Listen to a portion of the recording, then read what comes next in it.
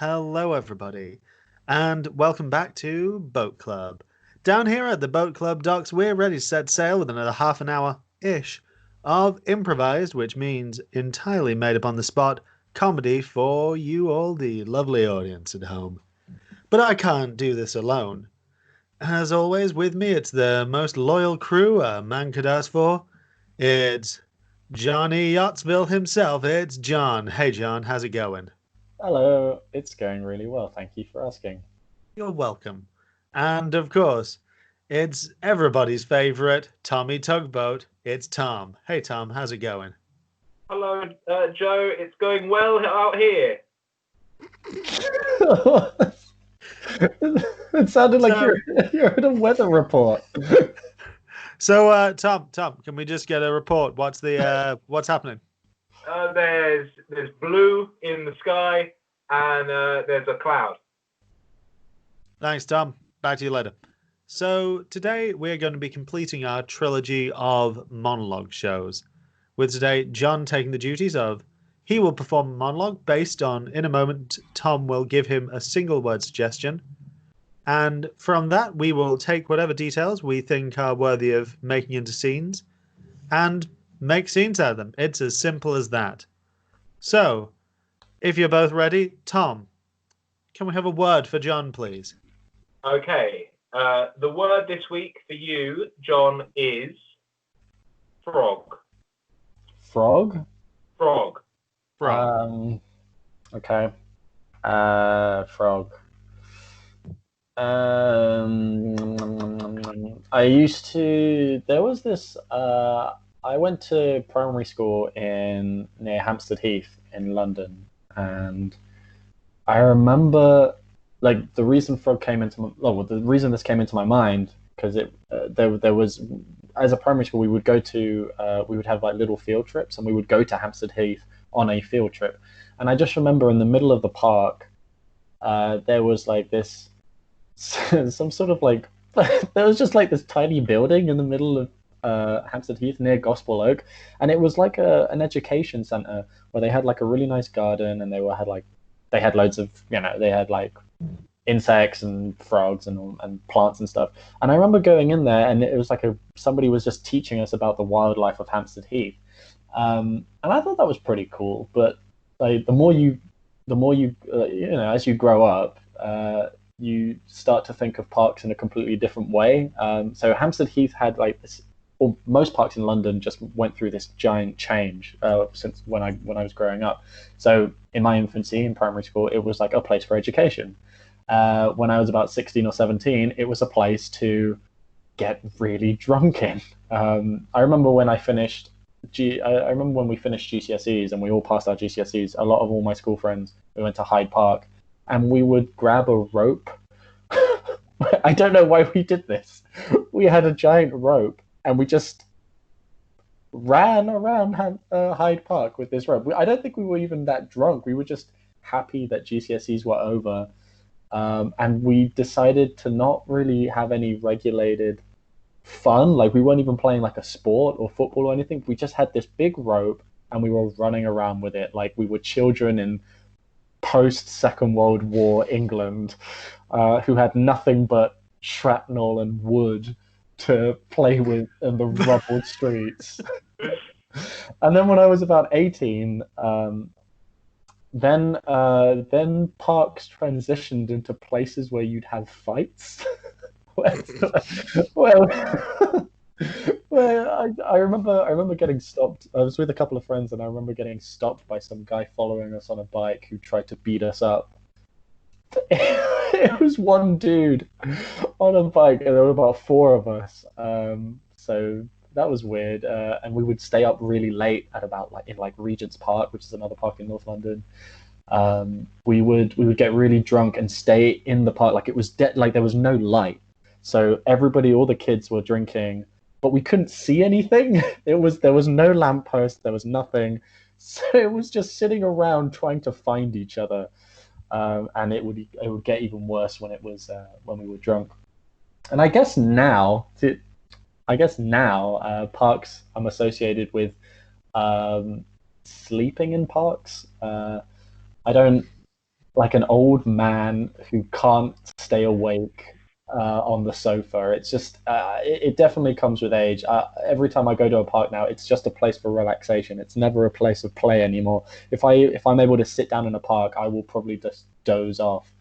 Gone are the days where I could freely run around, and now I just use it as a place to escape. Yeah, it's my monologue.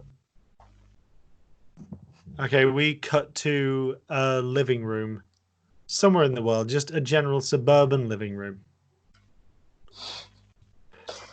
John, would you wake up? No. John, I'm trying to talk to you here. Oh, I'm sorry. Okay. So as I was saying, there I was in the middle of the supermarket, and I couldn't decide, do I go for the avocados that are 184 grams for £1 or 194 grams for £1? John, would you Yes. wake? I'm trying to tell you something very important here. Mm-hmm. So anyway, I decided to go for the slightly cheaper avocado because I decided actually overall in terms of weight value, it was the more cost-effective one. But then I encountered the issue of I thought to myself, do I go for white or brown rice? And that's when, I ended up getting into the fight with the person and I murdered them in the middle of the supermarket. John, will you wake up? Yes, honey. You went to the supermarket. Yeah, What else? so, What did you get? I got the rice. I went for the white rice in the end because, that's just the rice that I enjoy. It's not an issue. It's just the rice I enjoy. So then moved on, went to the wine aisle. And you know how we always have this conversation. Do we want a Sauvignon? Do we want a Cabernet? Do we want a Merlot? Do we want the blood of a child? So obviously I went for the blood of a child. And then I just put it into the Merlot bottle because it was cheaper. But John, would you wake up? Yes, honey. You're a wonderful lady. You're very kind and generous. Sorry, honey. I'm knackered. I'm sorry. I really want to listen to how your day went, and I'm sure you had a lovely day. I'm just so knackered from work. I'm sorry. I'm sorry. I haven't asked you about your day at all. Come on. How was work? Tell me about it. So I went into work and it was casual Friday and as guys. Edit it.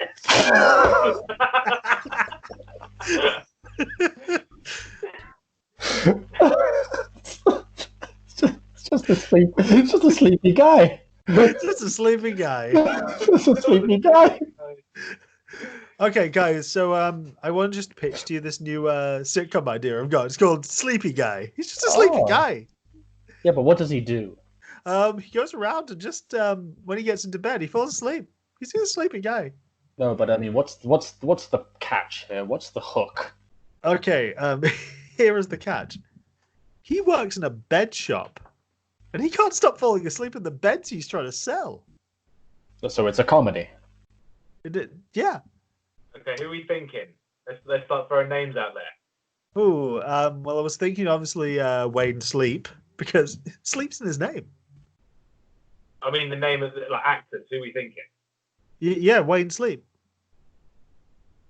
Wayne Sleep. John, have you heard of Wayne Sleep? I've got to be honest. I don't know who Wayne Sleep is. What's he been in? He was a ballet dancer for many a year. Oh, he was in Collateral. Yeah. Jamie Foxx. Yeah. Right. Okay. Yeah. Oh, okay. Wayne Sleep. Yeah, Jamie Foxx. Oh, Jamie Foxx would be great at that. Oh yeah, no, he'd be really good. Like, yeah, he's got this sort of like, yeah, he can do comedy quite well. I think quite underrated. I'd say Jamie Foxx. Yeah. Well. Oh my God! Have you seen Jamie Foxx in Ray? He was amazing in Ray. Oh yeah, amazing, really good. Yeah. Oh. Yeah. So I think let's get this show made with Jamie Foxx, right? Yeah, and if we could set it in the 1940s like Ray, that would be great as well. Or How about if we? Okay, this is going to be a bit out there, but how about if we were to? So instead of that idea about the guy working in a bed factory, a chair shop? It was a shop. It was a bed Shop shop. that's Yeah. on beds. Okay, how about you rewrite it? But he plays this Jamie Foxx. He plays this guy who likes to sleep, but he's also a world famous blind piano player. Oh my god, that's great. What do you think? Yeah. Maybe instead of beds, we could change it to It's hard to sleep on. Change the beds for jazz club, Piano. like just a jazz club or piano. Jazz. You know what? Just jazz in general. Yeah. Yeah. And how about instead of a TV show that's a comedy, how about we make it like sort of like quite a like almost like a life story film. How about?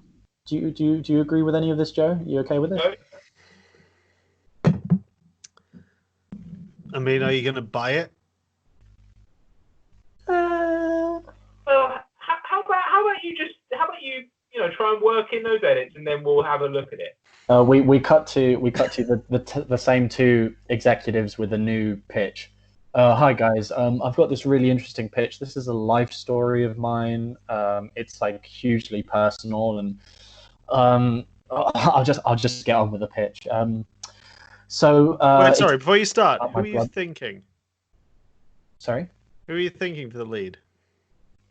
Oh, the guy to play my now deceased real brother. I was thinking of like an up and coming actor.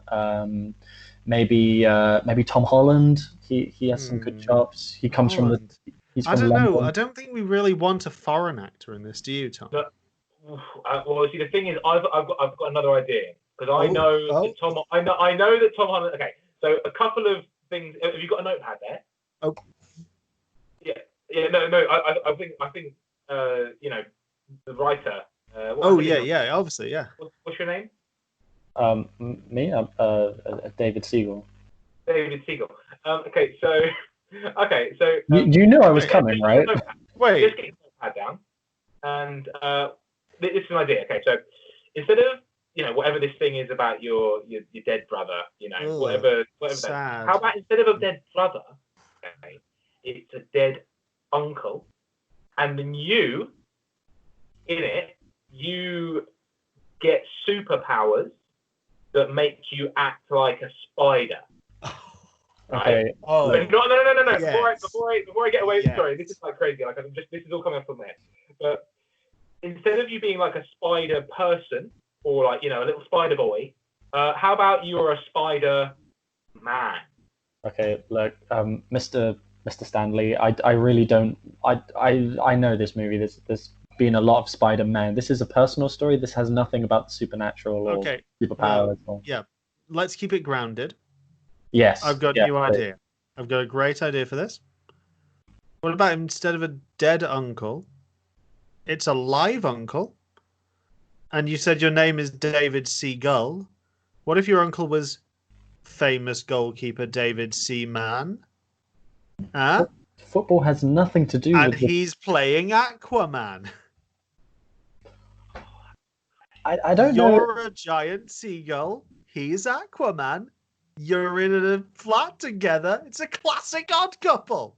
Guys, most of the scenes in my story involve the conversations of me and my brother when he was in hospital. I don't think Aquaman. Okay.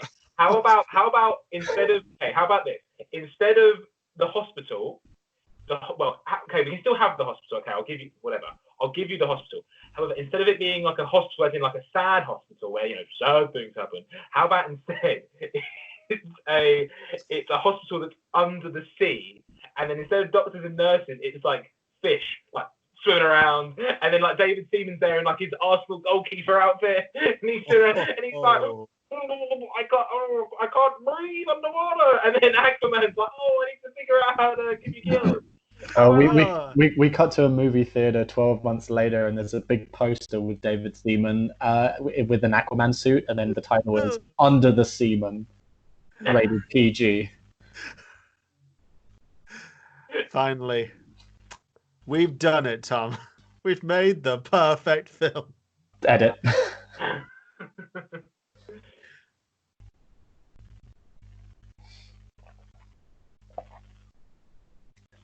Okay, so guys and girls, gather around. Okay, so everyone just sit down on the floor there. Great. Okay, big group today. Okay, so I've got a couple of new friends for you to meet today. So let me just get them out of their box. So okay, here is a let's open the box now. Here's has anyone seen this? A little tarantula. I know. Do anyone want to hold it? Anyone want to hold the tarantula? No, little. What's your name? What is on your name badge there? Joe. You don't want to hold it, no. John, what about you? Do you want to hold the tarantula? No, I don't think any of us want to hold the tarantula. It looks scary. Oh, okay. Well, there's nothing to be scared by it. I mean, I'll put it back in its box. Okay. So, guys, I've got a huge boa constrictor. Want to hold this? Mr. Zookeeper, sir, I don't want to hold the boa constrictor. I read that boa constrictor eats 8 times the size of its body weight. Well, that is true, but I think it's already into. Oh no, it is a bit hungry. I'm going to put it back in its box. Okay. So we've got a bunch of other animals here. Is there any animals that you guys want to see? A pony? I want to see the most dangerous animal of all.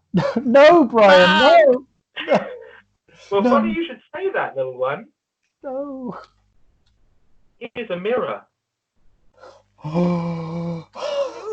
Dangerous animal of all. Does anyone want to hold it? Oh, it's a mirror. Yes. I think I might have some smush on my jacket. I need to get it off. We cut to the zookeeper in the zoo office.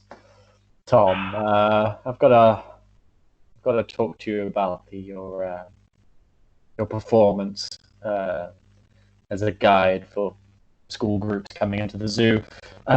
Most groups are complaining that you're scaring them with dangerous animals, and more importantly, you keep showing them the error of their ways. Also, what's that's constantly on your shirt? Just a bit of smush on it.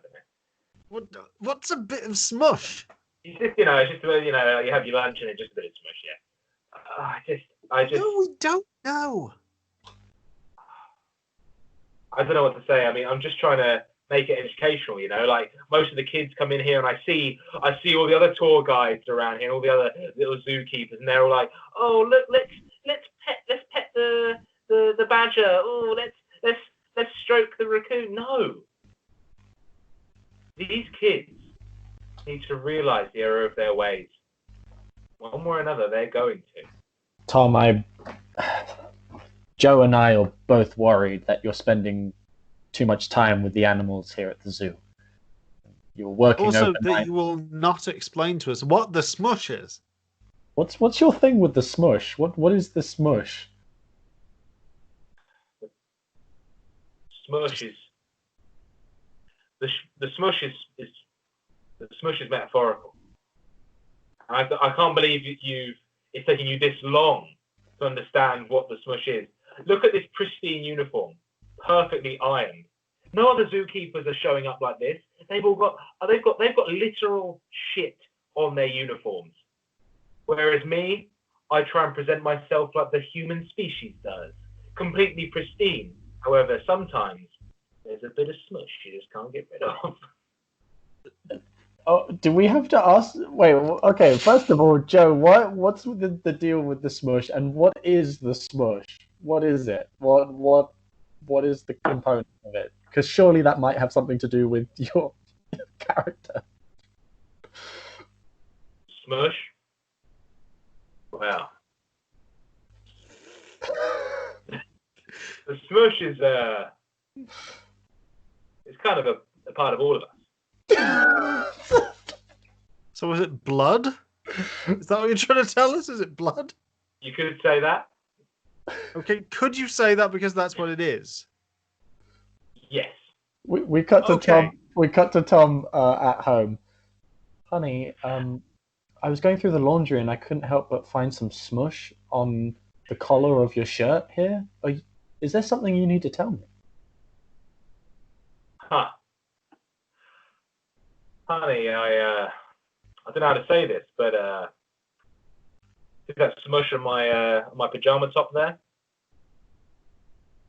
Do you know that's there? Yeah.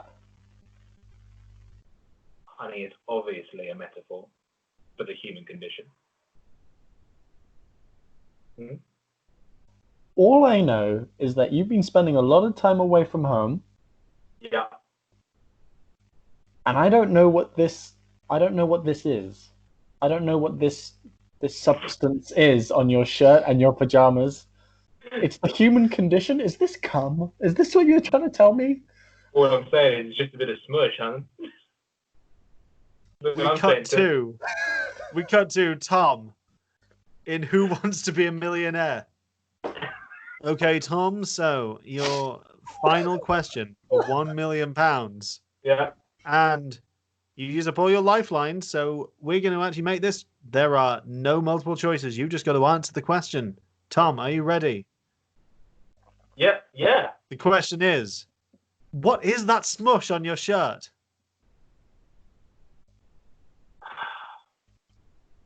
Not what is it metaphorically, what is it literally? Smush. And I can't say it's a metaphor. You can't say it's a metaphor. You have to say literally what it is. I have to say. We cut to ITV Studios, and Chris Tarrant is in the office. Chris, listen, I just want to brought you in here because of your performance. The last couple of contestants in Who Wants to Be a Millionaire, you seem to be getting quite personal with them, and it's like you're shining a metaphorical mirror towards them and telling them. I just want to find out what's on their shirts. Yeah, but that's the thing, Chris. You're acting a little bit aggressive. It's as if you're trying to find people's flaws in themselves, and it's a game. It's a game for £1 million. Okay, I've got a question for you. Why is one of the books on your shelf upside down? It's cum. Edit.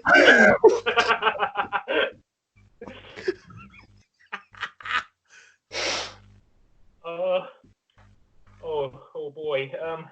Hey, Johnny, it's getting pretty dark out here. I don't know if I'm feeling too safe anymore.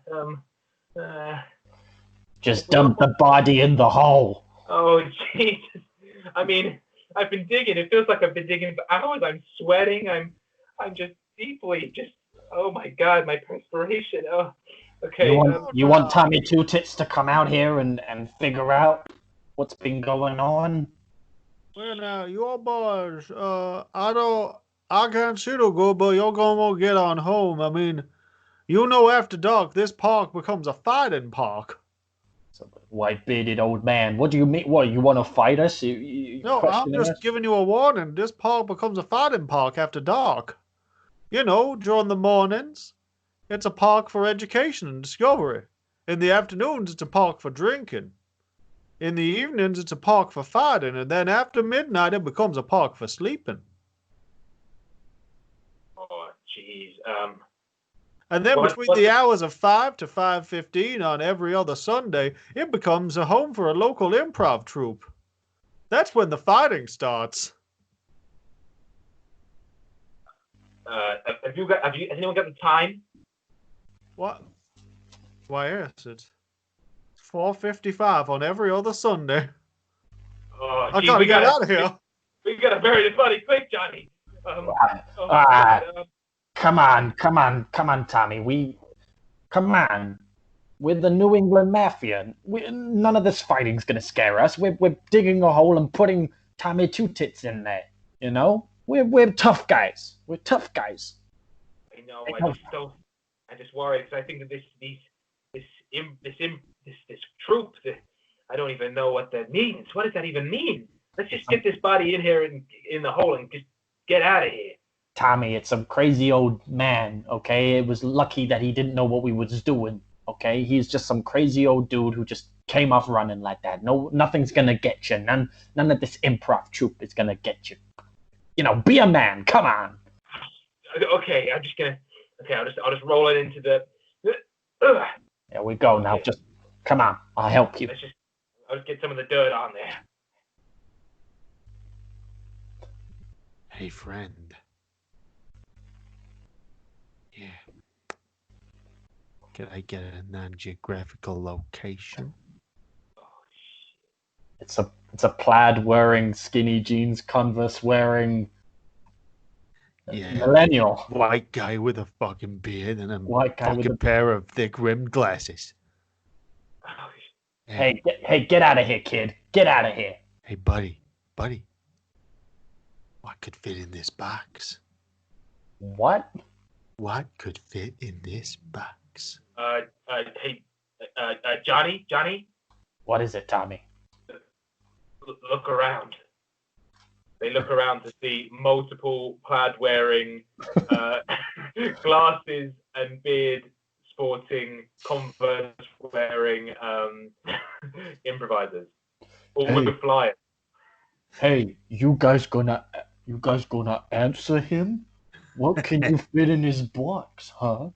What could fit in this box? Oh, geez. I don't. I guess. All right, let's go. He rips off the shirt to reveal a fighting shirt underneath. It's also plaid. Whoa! You know who you guys' dealings with? Huh? What is it? Some kind of spin-off from the Footlights? If not, we're not scared.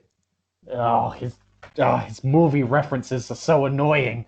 Look, you guys better get out of here, okay? You guys better get out of here. Hey. We ain't afraid of yous.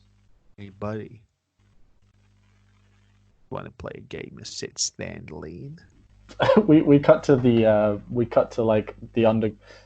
basement of a Italian restaurant where we see like a very Godfather-esque environment, and we see like the head of the family is sitting on a big chair.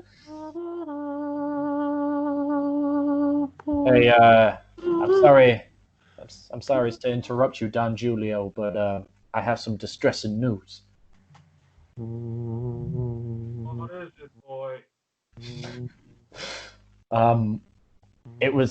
It's Johnny and Tommy. They were found in Heath Park, covered in playing cards with suggestions of adjectives and nouns on them. Oh, my boys, my beautiful boys.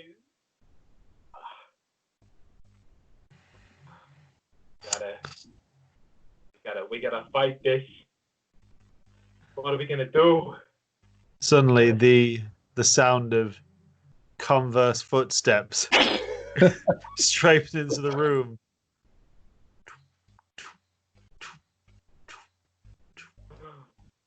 Gentlemen, anyone for a game of zip zap boing? Zap zap!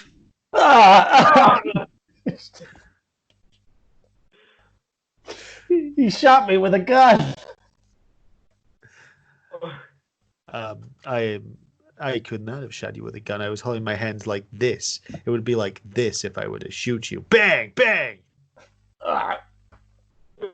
Oh my God! Oh my boy! My other boy! Hey, mister, why don't you come over here? Yeah. And what for? I got one thing to say to you. One little line. What's that? And that's your show. He shoots him. Gotta be honest. It's a real pirate move.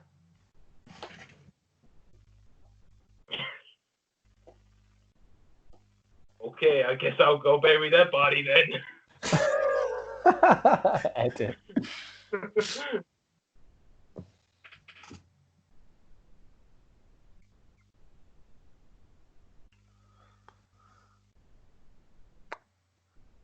Hey, I was wondering if you wanted to come. I don't know if you wanted to come over to mine sometime. I'm a boy, you're a girl, and I know that sounds kind of weird, but I don't know. I kind of like you, and if you wanted, you can come to mine, and we can play with some rope. How much rope?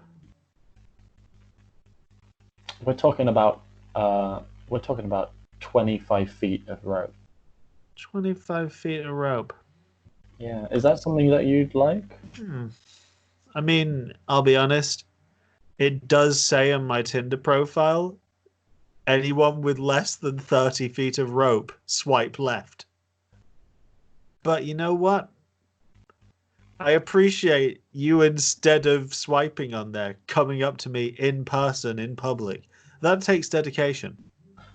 Yeah, well, I mean, you know, it's a crazy coincidence that, I was looking at my phone, looking at Tinder profiles, and your face was up, and then you're standing right next to me. That's just crazy, right?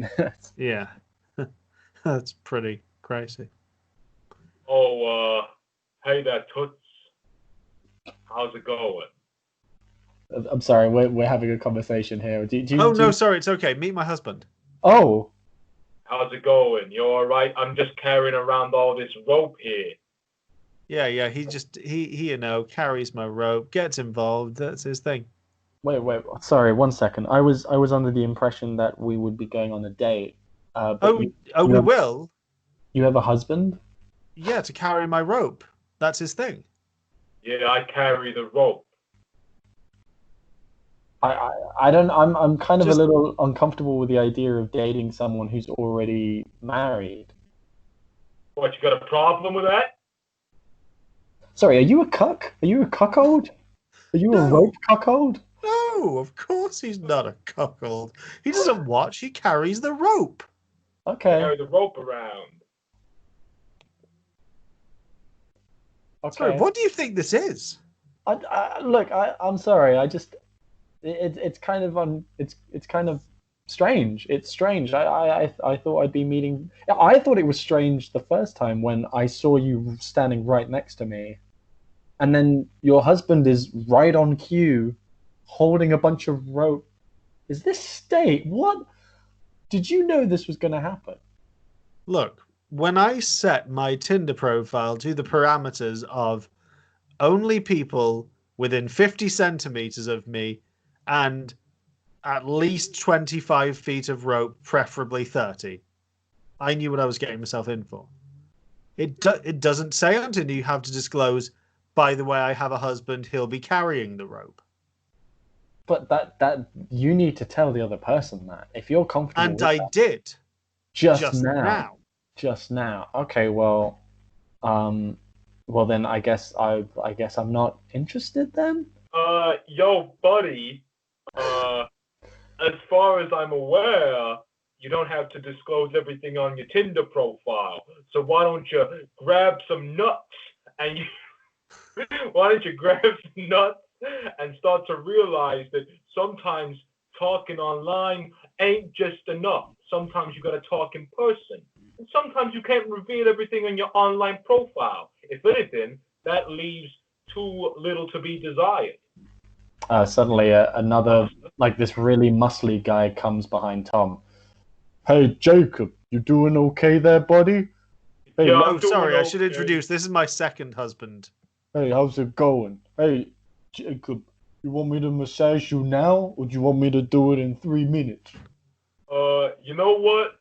How about you massage me now while I'm talking to this little pipsqueak? Wait a minute. You have two husbands. That's Yeah, I've got No, no, Jacob for no, carrying the no. rope. That's my husband. yeah. I'm his Oh, I often husband. get this confused. Sorry.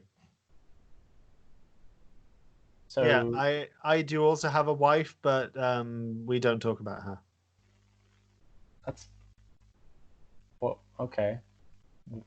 Do I want to ask why? We don't talk about her. I'm sorry. I'm sorry. Well, I thought you were really nice, and I offered to play. I play. Buddy, why would you play. bring up the wife? Why would you bring her up? Got a problem? What? You talking to my wife about her wife?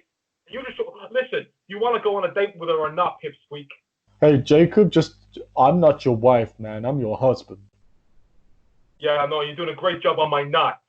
Oh, no problem, no problem. Now let me deal with this Pipsqueak.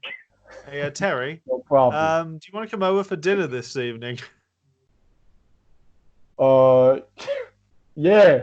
I'm not doing anything. I ain't got no plans. Okay. I was gonna play some backgammon, but that's okay. It'll be lovely to have Do Terry you over. guys need me? Do you guys need me here? Should I go? Or... Yeah.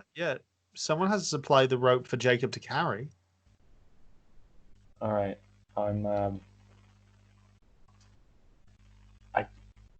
Okay.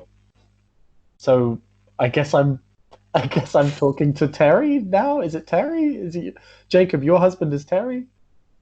Yeah, that's Terry. That's my husband. I'd rather you didn't talk to him. I can see the way you're looking at him. Look, I can tell that you're thinking about my wife. We're not talking about her. Suddenly another really muscly dude comes in. Oh. Hey guys, it's two muscly guys come in. Oh, hello. Oh, hello everybody. Did anybody is it time for the ceremony yet? I'm happy to be the priest on this one. I'm everybody's uncle. So, yo, Pipsqueak, what do you say? Are you gonna marry my wife or not? I'm here as a witness. Edit. Not? Edit.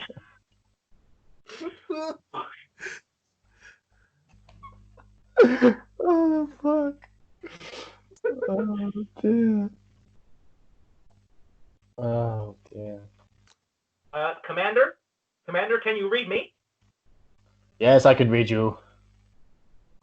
We are just about to touch down in Hyde Park, Commander. Excellent. You said that you wanted to take your kids on a trip to see, and I quote, a park. Yes, that's right. Land the helicopter right in the middle of Hyde Park so that they can have a look at it. Okay, very good, sir. Landing now.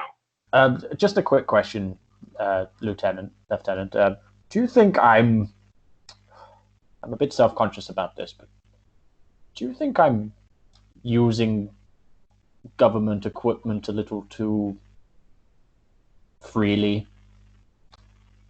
No, sir, I do not. If anything, I believe that you are using government equipment to make yourself a better father. And if we know anything by now, it's that people in positions of power can abuse them if they want to be good daddies. Landing the chopper now. Just say that one more. Hello, air traffic control, just listening in here, sorry. I just want to establish, is he a father or a daddy? These two terms do have to be distinguished, especially when concerns aeronautics. Thank you. Over. Hello, air traffic control. This is Commander Graham speaking. I just want to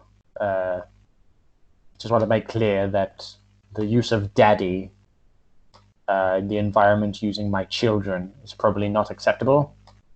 And sorry, we only came in near the end of the call in time to hear the phrase father and daddy issued. We just wanted to clarify. Thank you. Over. Very well. Traffic control. I'm, of course, the father of these two wonderful delights.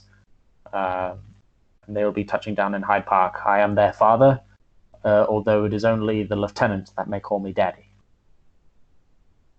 Okay, thank you for clarifying that, Daddy. Is that okay with you, air traffic control? Sure is, honey. Over. Okay. So, Commander, we are landing now. We are touching down. Excellent. Are my children having fun? Are they smiling? Commander, to me, it seems like they are very confused. They are running away from the helicopter, and they are shouting, "Oh my God, it's so loud. Please help. Please help." And they're running towards the trees. Okay, Lieutenant, I want you to get out of the helicopter or get a pilot who's in that helicopter to try and chase them. Give the pilot or whoever is chasing them a big use the candy machine and the cotton Commander, candy to try and lure them in. Commander, unfortunately, I do not have a co-pilot today. What I shall be doing is I shall be riding this helicopter into the trees with the candy gun, trying to lure them out of the woods. I repeat, I'm going to try to lure them out of the woods. Lieutenant, you're doing such a great job. Just another question about my insecurities. Do you think? Yes, Daddy. Thank you. Do you think it's a little too much? Do you think I'm trying a little too hard to use government equipment, military equipment, and putting in children's delights such as candy machines and cotton candy machines and other sorts of funfair attractions inside of aircraft to try and make my children love me? Sir, Daddy, all I'm going to say is this. I think that the fact that it is pitch black outside and you're giving your children night vision goggles actually adds to the fun of this fun fair. If I can just air traffic control here again. If I can just give my 2 cents on the issue. Have you tried talking to your children? Over. The air traffic control. I wouldn't feel comfortable telling you the things I've told my lieutenant. So if you want to hear what I have to say, please call me Daddy. Okay, Father. What have you talked to your children about? I specifically said Daddy. Okay, Papa. What have you told your children? It's like he doesn't get it. Okay, fine. Papa will have to do. Well, I haven't been able to speak to them as head of the military space program in the United Kingdom. I don't spend that much time with them. And quite honestly, the divorce has been quite harrowing for them both, and I just want to be a better father. Daddy, I'm just going to interrupt you there. I'm just trying to lure the children out now with some ice cream grenades. I repeat, ice cream grenades are being deployed. They are still just screaming and running in the woods. Lieutenant, anyway, sorry, back to you, Daddy. Lieutenant, have you tried putting on the clown costume? Daddy, I have not put on the clown costume. However, what I have done is I've got the speakers here doing a sort of a clown-like laugh. So all the children can hear is the sound of the helicopter, and that's all they can hear, sir. Daddy, that's all they can hear. Anyway, back to you, Daddy. Thank you. Well, we'll see how he gets on, and hopefully my children would love me. Do you have children, air traffic controller? Well, Papa, that's a complicated issue. You see, it depends. Do you consider Rope to be a child? Rope is more of a adult thing for a young relationship. I'll only see Rope on something like Tinder. I don't think I'd use it with children. What about if you put googly eyes and a little hat with a propeller on the rope? Over. Lieutenant, did you get that? Try using that. Well, okay, I am dangling down a rope with googly eyes on it now, sir. One of them seems to have pulled it. Okay, that's great. And one of them is climbing the rope back up to the helicopter. They seem to be having an interesting time. I mean, I think they are tears of laughter and joy, sir. Oh my God. Oh my God. General, Daddy? Could I ask you an important question? Yes. You're familiar with the term daddy. What happens if they say to you the phrase, choke me, daddy, and it goes too far? Over.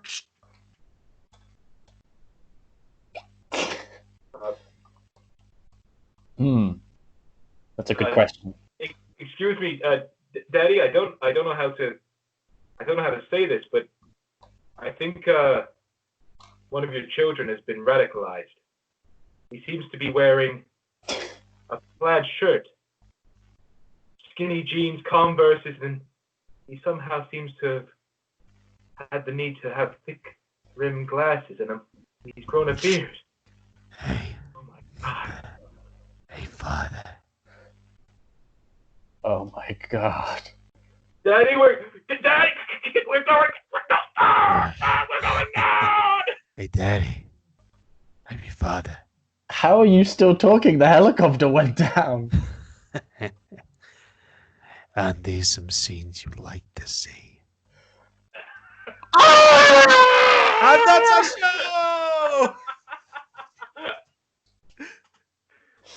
show!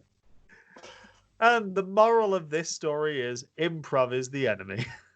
Yeah, that's for sure. I mean, we should know this is scripted. Mhm. Yeah, we scripted all of this, even this bit. And this bit. Especially this bit. But not this bit. No, that was an ad lib by John. Yeah. But weirdly, this bit, not. Classic. A bit of improv humour for you folks there.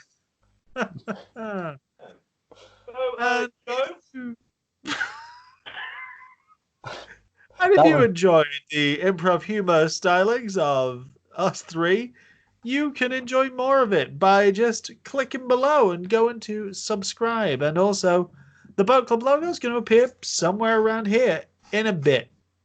But until then, where can we find you on the internet, John? One Board Man on Twitter, or check out classes and improv stuff happening in Bristol with Bristol Longform Comedy. And Tom, where can we find you? You can find my work on distinctlyaverageRadio.com or .co.uk, I think. And also look out for I'm gonna call them Boat Club Small Fries. That's what I'm going to call the audio-only version of Boat Club, coming to a podcast player near you soon. If only Lil Yachty wasn't already a rapper, that would have been a great name for them.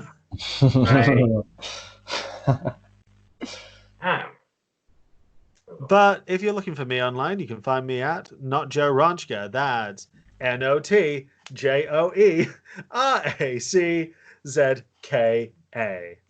My God. And if that was backwards on your screen, sorry. I don't know how mirroring works. But you can always find Boat Club wherever you are looking for us. And to end the show, as we always say, Tom? Uh-oh. We're going down. Bye! Bye!